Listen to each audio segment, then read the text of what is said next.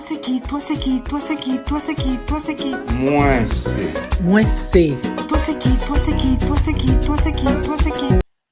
Donc, tout est dans la patience aussi pour Oui. travailler les textures et les volumes de manière à faire le moins de dommages possible, exactement. Mesdames, mesdemoiselles, messieurs, très heureuse de vous retrouver pour cette nouvelle édition Moi c'est. Figurez-vous que je suis tombée l'autre jour à une foire sur une artisane et je suis restée bas devant son kiosque. Je ne vous en dis pas plus, vous allez découvrir les merveilles qu'elle prépare. N'oubliez pas de partager l'entrevue et de mettre un petit pouce levé pour nous et surtout, abonnez-vous. À tout à l'heure avec notre invité mystère. Libre cours. Florence Augustin, Pierre-Richard Delcy, Dominique Domersan, Doris Jean-Baptiste, Huguette Kamski, Cathy Castra, Jean-Yves Métellus, Jocenti La Rochelle, Réginald Noisette vous invite à l'exposition Libre cours. Une exposition dans laquelle chaque artiste peintre explore un thème de son choix en toute liberté. Libre cours, vernissage jeudi 27 août de 18h à 20h, exposition vendredi 28 et samedi 29 août de 17h à 20h, dimanche 30 août 2026 de 11h à 17h. Galerie Le Locard, 5765 boulevard Gouin-Ouest, Montréal, Québec, H4J1E2.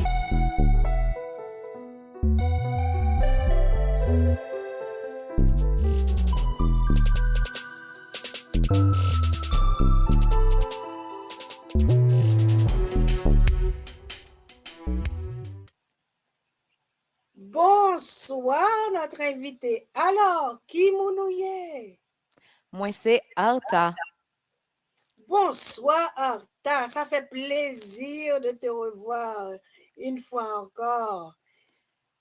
Et tu connais le principe de notre émission. Je vais te donner le proverbe que nous a préparé Berman Fleury. Et à la fin de l'émission, tu vas nous dire ce que tu penses de ce proverbe. Femme c'est cajou. Proverbe haïtien, sagesse ak richesse. Les femmes sont comme la cajou. Proverbe haïtien, sagesse et richesse avec Bergman Fleury. Distribution www.sidika.com.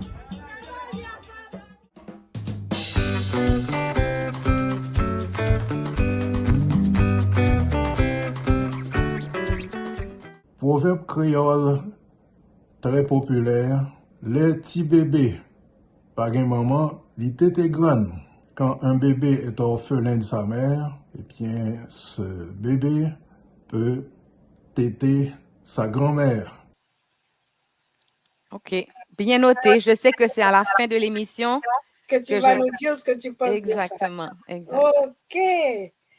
Anta, je suis restée bouche bée devant ton kiosque, comme je disais aux internautes tout à l'heure. C'était à l'occasion du Salon haïtien de la culture que Roxane Ledan avait préparé et ça a eu lieu le 8 mai dernier. Ton kiosque nous a beaucoup frappé et en regardant tout ça, je me suis demandé quelle formation tu as eue pour, par exemple, préparer les articles en raffia que tu avais. Bonjour Florence, merci de me recevoir déjà et puis merci à toutes les personnes qui auront l'occasion d'écouter l'entrevue. Déjà, ça me fait énormément plaisir que mon kiosque ait pu attirer ton attention comme ça fait vraiment plaisir. Alors oui, le crochet, je le fais depuis très jeune parce que ma mère, c'était son passe-temps, donc elle me l'avait enseigné. Et je l'aidais quelquefois à réaliser quelques ouvrages. Et dernièrement, je m'y suis mise parce que j'ai voulu reconnecter un peu avec elle et aussi, c'est un beau passe-temps qui enlève le stress, qui permet aussi de pratiquer sa mémoire et toutes les fonctions cognitives.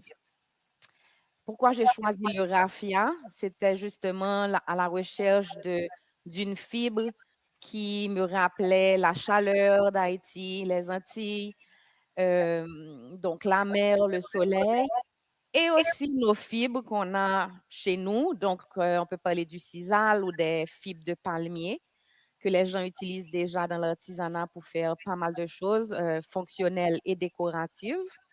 Donc, quand j'ai vu le raffia, ça m'a inspirée à faire, comme tu as pu le voir, des petits sacs de plage et des petits sacs d'été. Donc, c'est ça qui me retournait un peu chez moi, à la chaleur, à la mer et à tout ce qu'on connaît de chez nous.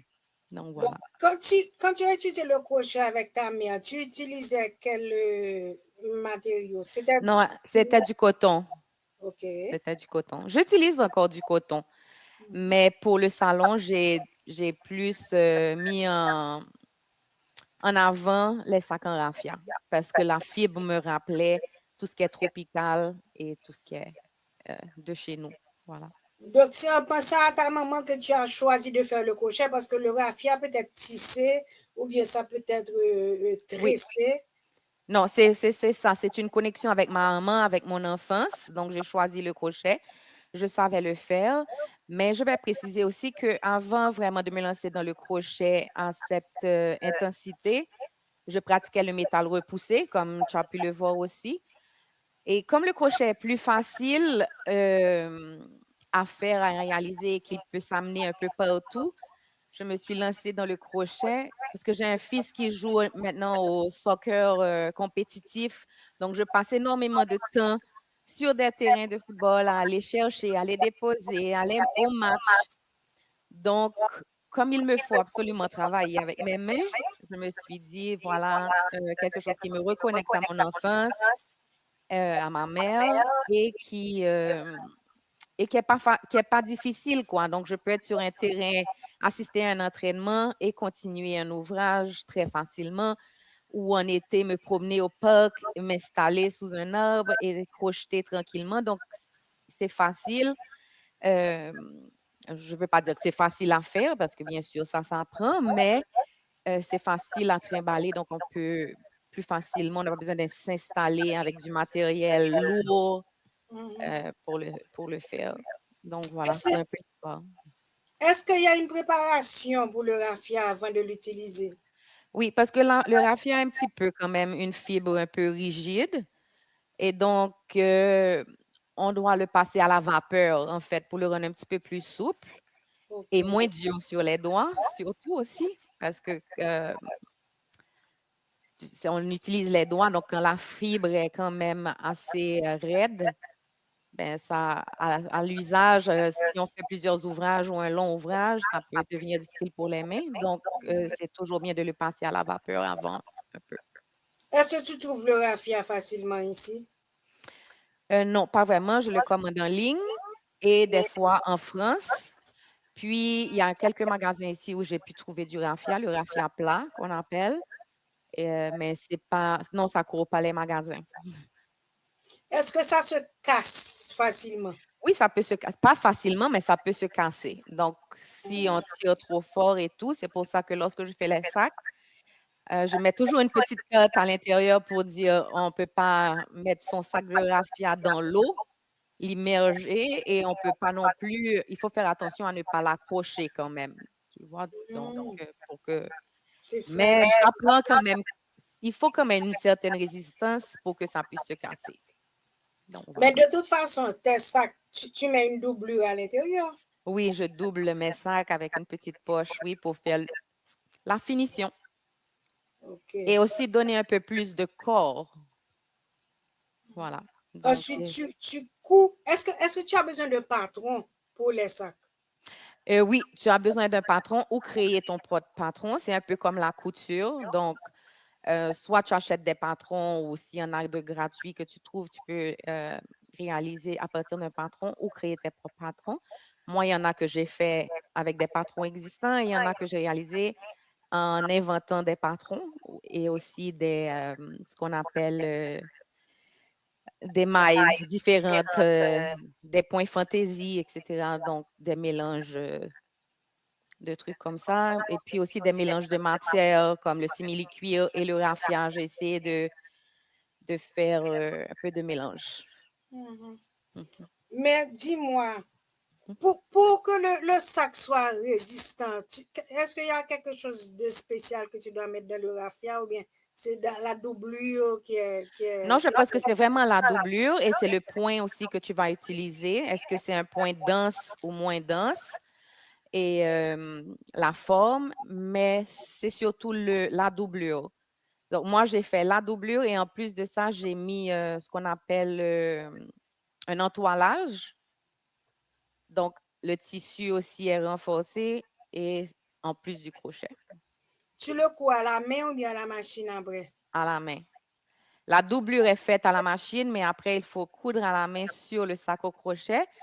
Parce que si tu n'as pas une machine industrielle, en passant sous le pied Le de la pied machine à touche? coudre, ça risque de s'accrocher. Hmm. Donc, pour la pose sur le sac lui-même, une fois que la doublure est réalisée, il faut le monter à la main. Eh bien, tu as répondu à la question suivante parce que j'allais te demander quel est le défi technique que tu peux rencontrer en travaillant le raffia. Et ça, c'est un défi pratiquement. Oui, c'est un défi parce que ça prend du temps, donc il faut le faire à la main si on ne veut pas abîmer et sa machine et le sac et son ouvrage. Et voilà. Puis aussi, l'autre petit défi avec le raffia plat surtout, c'est que lorsque ça vient en pelote, ça a tendance à se dérouler très vite, donc ça peut s'en mêler. Donc, il faut vraiment être patiente et dérouler ce qu'il nous faut, attacher, travailler avec ce qu'il faut et y aller au fur et à mesure. Quand par exemple on fait le crochet à différentes dimensions de fil, est-ce que Oui, pour le raffia c'est pareil? oui, parce que le raffia plat est beaucoup plus large que le raffia normal qui est torsadé. Donc, oui, et chaque fil va avoir une taille de crochet qui est adaptée à la dimension du fil. Et oui, en gros, c'est ça. Mais c'est sûr que dépendamment de rendu qu'on veut donner, on peut décider d'utiliser un crochet plus petit ou plus grand que le crochet normalement qui devrait être utilisé, mais ça dépend de ce qu'on veut avoir comme rendu. Donc, voilà. Mais pour un sac, de toutes les façons, tu voudras toujours avoir un rendu dense pour donner plus de corps au sac. Donc, c'est recommandé d'utiliser le crochet qui va avec la taille de la fibre. Donc, voilà. Quand tu dis un rendu dense, ça veut dire que pour que le point soit plus souple? Non, c'est l'inverse, c'est que le point soit plus raide, donc il est plus serré. Ah, ok. Donc, finalement, ça donne plus de corps au sac. Et plus on utiliserait un crochet de taille plus élevée, ça aurait donné un rendu plus souple. Mais pour un sac, non. Pour une robe ou un vêtement, oui. Mais pour un sac, l'idéal, c'est vraiment de rester dans la densité pour donner plus de corps au sac. Donc, voilà. Tout à l'heure, tu as dit qu'il serait souhaitable qu'on ne mouille pas le sac, mais si on veut le laver, comment on fait? Je pense que c'est lavage à sec. Ok. Oui. Et comme je dis aussi, ces sacs-là, ce pas des sacs de tous les jours. Ce n'est pas un sac que tu vas prendre pour aller au travail, par exemple, tous les jours. C'est vraiment un sac que tu vas, c'est un travail à la main. Je pense que l'usage serait plus pour une sortie, une occasion, donc quelque chose du genre. Donc, voilà. J'ai vu que tu avais des sacs de toutes les couleurs l'autre jour. Est-ce que Oui. tu teins le raffia? Non, j'achète mon raffia déjà teint, déjà en rouleau.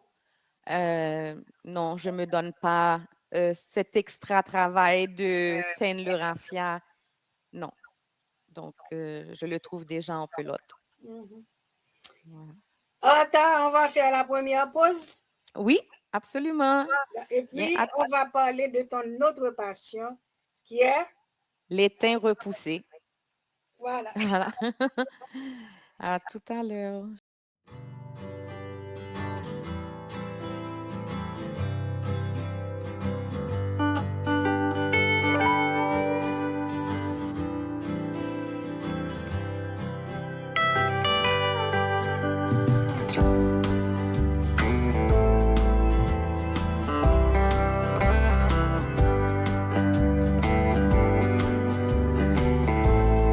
Nous sommes des gens passionnés des beautés que la nature nous offre, des parfums, des couleurs et de la splendeur des éléments avec lesquels nous travaillons au quotidien.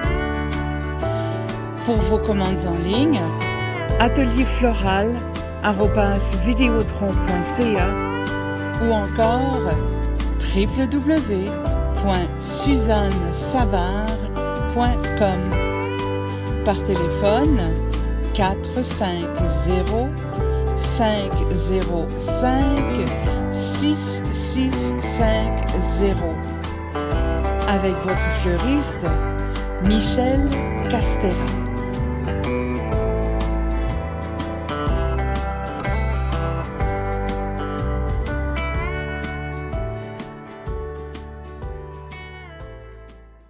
Mesdames, Mesdemoiselles, Messieurs, nous sommes avec Anta Simon qui nous parlait de raffia, ça pour l'une de ses passions. Maintenant, nous allons débattre du fer repoussé. Et Oui. tu as précisé les teints repoussés. Oui, exactement. Ok. Et puis, je ne vais pas dire le fer repoussé parce que je ne voudrais pas qu'il y ait une confusion avec le beau fer découpé qu'on connaît du village de Noailles, tu vois, qui mérite vraiment un brevet d'invention. Donc, c'est pour ça que je n'aime pas utiliser fer, mais plutôt métal. Et moi, c'est vraiment la feuille d'étain, qui est une feuille très souple, donc qui n'a rien à voir avec le fer découpé d'Haïti, qui est vraiment, tu sais, du Il y a de la métal. tôle. C'est ça, exact, de la tôle. Donc, moi, c'est vraiment une feuille de métal qui vient en rouleau et qui se travaille avec des burins qui ne sont pas des burins lourds, c'est des burins vraiment qui ont l'air pratiquement d'un stylo. Leurs pointes peuvent être de différentes formes, donc arrondies, pointues, médium. Elles sont en général en métal aussi pour donner un peu de force sur le métal. Mais c'est ça, c'est ma deuxième passion. Si ce n'est pas ma première, et comme j'expliquais tout à l'heure, c'est qu'ici, on court après le temps et ça demande beaucoup plus que faire du crochet. Donc, ces dernières années, j'en ai moins fait les derniers mois, mais c'est vraiment c'est une activité qui me passionne. Et comme je dis, souvent, le crochet, c'est très calmant, ça se fait vite, c'est stressant. Mais quand je fais le métal, j'ai vraiment l'impression de laisser et de découvrir un peu de moi. Donc, ça me fait, je suis connectée avec moi-même, je suis connectée avec mes émotions, je suis connectée avec mes qualités, mes défauts. Donc, c'est vraiment une autre chimie, c'est une autre affaire avec le métal repoussé. Donc, comment j'ai commencé le métal repoussé? C'était l'année du tremblement de terre en Haïti. Donc, mes enfants, j'avais décidé de les amener à l'école ici parce que ma maison, je l'avais laissée à mon père et sa famille qui avaient perdu la leur. On était rendus trop nombreux. Donc, j'ai décidé d'amener mes aînés à l'école ici, finir leur année scolaire. Et j'ai rencontré des amis qui en faisaient. Et donc, je me suis fascinée pour le métier. Et j'ai pris des cours avec une Mexicaine parce que c'est quelque chose qui est très travaillé au Mexique. Dans d'autres pays aussi, mais j'ai eu la chance de rencontrer quelqu'un qui l'enseignait. C'était une Mexicaine. Donc, j'ai pris les cours. Je suis retournée en Haïti. J'ai beaucoup travaillé, mais de manière passe-temps pour me détendre. Et plus ça avançait, puis je me disais, mais ça, c'est quelque chose qu'on aurait pu faire en Haïti. Pour donner du travail à des femmes, de la conception jusqu'à la commercialisation. Donc, je voulais faire un atelier où toutes les personnes qui sont intéressées par l'artisanat pourraient travailler, mais je voulais vraiment que ce soit des femmes. Et puis, bon, après, j'ai décidé de venir au Québec. Donc, depuis 2018, je suis installée ici et je n'ai pas... Ça reste un rêve, mais je n'ai pas avancé avec ce projet. Et j'ai continué à en faire ici, tout comme là-bas, en passe-temps, pour me reconnecter. Et ma copine en faisait aussi. Et un jour, sa mère est venue en vacances et elle a dit, mais mesdames, qu'est-ce que vous faites avec toutes ces œuvres dans vos sous-sols? Il faudrait faire une petite exposition. Et on était en 2020, donc dans la pandémie. Et on s'est dit, ben, comment on fait ça? Elle a dit, eh bien, vous faites ça dans la cour, vous invitez vos amis, les gens que vous connaissez, et vous faites votre expo. Parce que vous en avez plein les sous-sols. Faites une petite expo. Donc, on a fait notre petite expo en 2020. Ça s'est super bien passé. Et donc, on a décidé de monter comme un collectif, donc nous deux, elle et moi. Elle s'appelle Aliushka. Et on a monté notre petit site Instagram. On avait même eu notre petit site web où on présentait nos œuvres et on les vendait. Mais bon, comme je dis, après le dépassement avec toutes les activités et tout le travail, ça a été un peu au ralenti. Mais c'est ça. Puis il y a peut-être 2 ans, je crois, on a été aussi invité par la salle culturelle du Mexique. Donc, on a pu faire une autre exposition au centre-ville de Montréal, à la salle culturelle du consulat du Mexique ici à Montréal. Donc, depuis, c'est une très belle expérience. Et voilà, donc j'espère que vous pourrez en profiter autant que le crochet.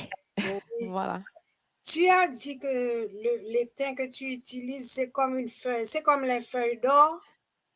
Oui, à peu près. Je peux montrer là rapidement, mais ça ressemble à ça. OK. Mais quand tu frappes dessus, tu ne fais pas de trou? Ça peut arriver, surtout au début, c'est sûr. Et même quand on est avancé, ça arrive. Donc, il y a aussi des techniques pour réparer un trou qu'on aurait pu faire. Il y a ce qu'on appelle des petites bonnes pour réparer les trous, pour ne pas perdre un ouvrage au complet. Mais oui, ça peut arriver parce que c'est un métal assez souple, assez fin. On parle d'une feuille de moins d'1 millimètre quand même d'épaisseur.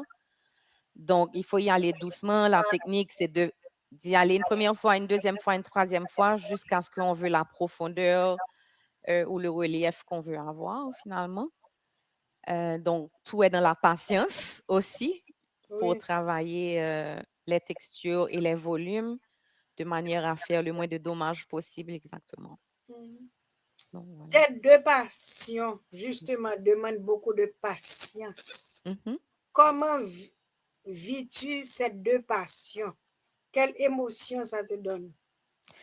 Comme je le disais tout à l'heure, le crochet, ça me calme. Ça me reconnecte avec mon enfance. Donc, c'est les souvenirs avec ma mère. C'est le calme. C'est le sans stress. Et le métal, c'est une relation particulière. Donc, comme je disais, l'émotion, ça va me chercher jusqu'à pouvoir faire de l'introspection, vraiment. Donc, mes qualités, qu'est-ce que je ressens, pourquoi j'ai fait comme ça, mes peurs, la patience aussi, parce qu'au début, ça prend du temps, une œuvre, ça se fait pas en une journée. Donc, des fois, je passais la nuit, parce que je voulais finir. Mais avec le temps, tu apprends que demain, tu pourras avancer encore. Mais des fois, quand on est dans l'élan comment je peux dire, de l'inspiration et qu'on a hâte de voir son inspiration voir le jour, des fois, on peut se laisser aller. Mais après, ça s'est vite appris. Après quelques nuits blanches, on arrête ça. Et puis, on apprend la patience et puis voir l'œuvre grandir sur des jours, des fois même des semaines, maintenant même des mois. Donc, c'était un apprentissage. Et comme je dis, ça continue à m'apprendre chaque jour sur moi-même, que ce soit mes qualités ou mes faiblesses et donc à travailler sur ce que je veux améliorer chez moi. Est-ce que tu travailles le cuivre aussi? Ça m'est arrivé de travailler le cuivre et de faire un mélange de cuivre et étain. Je pense que j'avais fait un soleil comme ça. Il est sur la page Aya Trésor éteint. Et ça m'est arrivé, mais j'ai essayé l'aluminium, j'ai essayé le cuivre. L'étain reste mon favori. Je pense que c'est juste comment on connecte avec une matière. Donc, la matière qui m'a choisi, c'est l'étain. Donc, normalement, ces pièces-là, tu les déposes sur quelle surface? Sur des panneaux de bois. Rien que du bois. Tu ne changes pas, tu ne mets pas sur du carton épais, non? Non, non, toujours panneaux de bois. Et ça m'est arrivé d'en mettre sur du bois de grange parce qu'on avait un fournisseur qui trouvait du bois de grange. Donc, on achetait des panneaux en bois de grange et on a déjà monté des pièces sur des panneaux de grange. Mais de manière générale, ce sont des panneaux de bois. Quelle est la Ouais. plus grande dimension que tu as travaillé? Ah, elle est juste devant moi là. C'est énorme. Je ne pourrais pas te dire, ça doit être plus que 60 pouces par Oui, ça fait partie de ta collection 72. privée? C'est ta collection privée? Oui, exactement. Donc, voilà. Et puis aussi, on a des miroirs qui font dans ces grandes dimensions. Mais la plus grosse pièce vraiment qui soit pas fonctionnelle comme un miroir, ça doit être du 60 pas 72 pouces. Voilà. Mais j'essaie de rester dans du moyen et du parce que pour les gens, il faut avoir de l'espace pour mettre ces œuvres-là aussi lorsqu'elles sont surdimensionnées. Donc, voilà. Eh bien, je te pose la question inverse. Quelle est ta plus petite pièce? Du 10 par 10. Non, j'ai du 6 par 6. J'avais fait un peu des jeux de 5-6 pièces, mais chacune était 6 par 6. 6 par 6. D'accord. Voilà. Ouais. Donc, les panneaux de bois, en fait, c'est comme des canvas normaux que vous utilisez, vous les artistes peintres, mais c'est juste que c'est du bois. Parce que je ne pourrais pas poser le métal sur un canvas. Non, c'est Voilà. trop, C'est trop lourd. Oui. Oui. Et puis, l'autre chose que j'ai oublié de mentionner aussi dans l'étain, c'est que c'est un long processus. Une fois qu'on a fini de travailler la pièce, ensuite, il faut la remplir à l'arrière parce que comme on a créé des creux, du relief, après, il faut remplir pour pouvoir s'assurer que le relief qu'on a créé ne s'enfonce pas. Tu remplis de quoi? De cire. Oh, donc, de la cire fondue alors? Exact. Donc, c'est un long processus. Mais oui, c'est très long. Oui, c'est ça. Exact. On va faire la deuxième pause? Oui, bien sûr. OK. Concrétisez vos rêves de publication. Les éditions Jacques Trouillot sont là pour vous. 4054 rue Mousselet, Montréal-Nord, Québec, H1H2C5. Téléphone 514-507-7771. 514-885-8606. Pour plus d'informations, visitez notre site www.jacquestrouillot.ca. Mesdames, Mesdemoiselles, Messieurs, nous sommes avec Ata qui nous a parlé en première partie de raffia et les jolis sacs à main qu'elle réalise. Ensuite, elle nous a parlé de l'étain qu'elle travaille, sa deuxième passion. Et elle nous disait justement qu'après avoir travaillé l'étain, il fallait remplir, quand par exemple ça a un creux. Ata, tu remplis ça comment? Avec une cuillère, avec quoi? Avec une pipette ou avec une spatule, dépendamment de l'espace que j'ai à remplir. Donc, si j'ai un petit espace, je vais utiliser une spatule parce que c'est plus délicat et tout. Donc, tu veux faire plus attention et maîtriser la quantité que tu mets. Et si j'ai un plus gros espace, je vais utiliser une pipette. Mon petit doigt m'a dit que tu organises des workshops. Oui, en fait, c'est un projet que j'ai. J'aurai mon premier workshop effectivement le 30 mai prochain, mais oui, c'est un projet que je mûris parce que, comme je dis, on est tout le temps en train de courir, on n'a pas souvent le temps de se voir, de partager et tout. Et je me suis dit, c'est une bonne façon de continuer mes passions, et de les partager avec les autres et puis de créer un peu un esprit plus de communauté, d'apprendre à se connaître dans la communauté et les autres communautés sur notre terre d'accueil. Et donc, un moment de partager des moments autrement, donc dans la créativité, dans les bons moments. Et je me suis aussi dit que ça pouvait être quelque chose d'intéressant pour les jeunes qui sont beaucoup sur les écrans, sur les PlayStation, sur TikTok et sur Instagram. Donc, un peu offrir une diversité de loisirs possibles à Les tous jeunes et ceux, les moins jeunes, les d'ailleurs. jeunes et les moins jeunes. Voilà, c'est Mais ça. il y a le mot partage qui m'a frappé, Mhm. ce qui veut dire que tu n'auras pas seulement que des workshops de raffia et d'étain. Il y a des Non. gens qui vont se proposer pour... Ben, le concept à terme, c'est ce que j'aimerais. Ça veut dire que j'aimerais qu'il y ait toutes sortes de workshops. Que ça pourrait être le crochet, ça pourrait être le métal repoussé, mais ça pourrait être quelqu'un qui sait faire des bijoux et qu'on travaille en partenariat pour offrir justement des ateliers ou des gens comme toi qui savent peindre, qui veulent partager avec nous le plaisir de peindre. Donc, c'est vraiment cet esprit que j'aimerais développer. Donc, vraiment qu'on ait des espaces pour créer ensemble et avoir un bon moment. Donc, c'est Les ça. participants s'en iront avec une pièce qu'ils ont préparée. Exactement. Donc, et puis dépendamment du niveau aussi de l'atelier, parce que, par exemple, je regarde au crochet, mon prochain atelier et premier atelier, ce sera initiation. Donc, c'est sûr qu'ils ne vont pas repartir avec quelque chose de grandiose comme un sac, mais ça pose les premières bases à savoir est-ce que ça nous intéresse et est-ce qu'on voudrait découvrir davantage l'activité.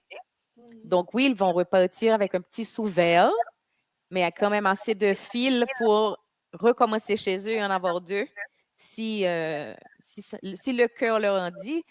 Donc, c'est sûr que le but de ces workshops, c'est que les gens se revalorisent et sachent qu'ils ont pu réaliser de leurs mains quelque chose, qu'ils ont partagé un bon moment, qu'ils ont appris et qu'ils ont la preuve qu'ils ont pu réaliser quelque chose de leurs mains. Tu nous dis que c'est pas vraiment bien rodé, tu as encore des détails, mais en partant, est-ce que les gens vont venir avec le matériel ou bien tu comptes fournir le matériel? Je compte fournir le matériel parce que c'est plus facile, surtout lorsqu'on parle d'initiation. Même le choix du fil est important si on ne veut pas être découragé rapidement. La couleur est importante au début. Donc, pour que les gens ne partent pas, parce que tout le monde veut avoir des choses très fantaisie, beaucoup de couleurs, mais quand on apprend, quand on débute, si on ne commence pas avec la bonne fibre, on ne commence pas avec la bonne taille de fil, avec la bonne taille de crochet, c'est sûr, on est parti pour laisser tomber parce que ça complique la situation. Donc, voilà. On va passer au proverbe. Ah oui, donc... Les petits bébés par maman, les têtes grandes. Qu'est-ce que ça veut dire pour toi? Ben, ça veut dire que c'est l'instinct de survie. Donc, lorsqu'on a dans une situation, on s'adapte à sa réalité. Donc, comme on sait dire, je ne me souviens pas du proverbe, mais il y a quelque chose en français qui dit la même chose, c'est de savoir ajuster sa voile. Donc, c'est vraiment de savoir tirer le positif de n'importe quelle situation négative ou peut-être éprouvante et pouvoir trouver des alternatives. C'est comme ça que je l'ai interprété. Écoutons ce que nous dit Birman Fleury. Voilà.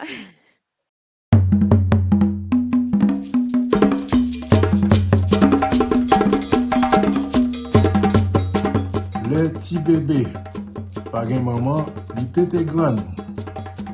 Quand un bébé est orphelin de sa mère, eh bien, ce bébé peut péter sa grand-mère. Un proverbe pour dire que la solidarité familiale, c'est très important. Donc, on ne doit pas laisser les plus faibles abandonnés. On doit pouvoir compter sur l'ensemble de la famille ou de la communauté. Bon, eh bien, Anta, moi, j'ai bien aimé ton explication, mais tu vois que Berman a ajouté qu'on doit pouvoir compter sur l'ensemble de la famille ou de la communauté. Ah, c'est vrai. Je vois que ça rejoint ton idée de workshop, là. C'est clair, c'est vrai. Et c'est vrai parce que, effectivement, lorsqu'on cherche des alternatives, si on a une bonne famille, un bon entourage, un bon voisinage, on se supporte un l'autre. Oui. Et c'est vraiment bizarre parce qu'une de mes œuvres qui a été exposée au salon, c'était ça. C'était 3 sœurs que je disais pas craser ou non parce qu'on a besoin un de l'autre pour être complet, finalement. Tout à fait. Voilà. Eh bien, l'émission Moi, c'est te remercie. C'est à moi de te remercier, Florence, et j'espère qu'on va se revoir dans Tout un à workshop. Tout à fait. Donc, voilà. Allez, je te laisse et puis bon Moi succès aussi. pour ton workshop. Tu nous fais savoir la date quand tu C'est commences. le 30 mai, le premier. Mon premier atelier aura lieu le 30 mai Le 30 mai, où ça? à Siembra Café à Laval sur le boulevard de la Concorde. OK, donc si on a besoin de toi, on t'appelle où? 514-929-4073. D'accord. Merci, Florence. À bientôt. Bonne soirée. Bye bye. Mesdames, mesdemoiselles, messieurs, c'est avec nous Anta. Vous voyez, aujourd'hui, le raffia n'a plus aucun secret pour vous, ni le métal reboussé. On ne s'imagine pas la quantité de travail qu'il faut pour réaliser une œuvre. Et ça pour vous. Là, elle aura ses workshops. Je vous encourage à y aller. Je vous laisse. Je vous dis à samedi pour une nouvelle émission. Moi, c'est... Toi c'est qui? Toi c'est qui? Toi c'est qui? Toi c'est qui? Toi c'est qui? Moi c'est. Moi c'est. Toi c'est qui? Toi c'est qui? Toi c'est qui? Toi c'est qui? Toi c'est qui? Moi c'est un artisan. Moi c'est un artiste. Moi c'est l'émission des artistes et artisans haïtiens qui passe tous les samedis soirs à 7h. Cette émission est animée par Florence Augustin.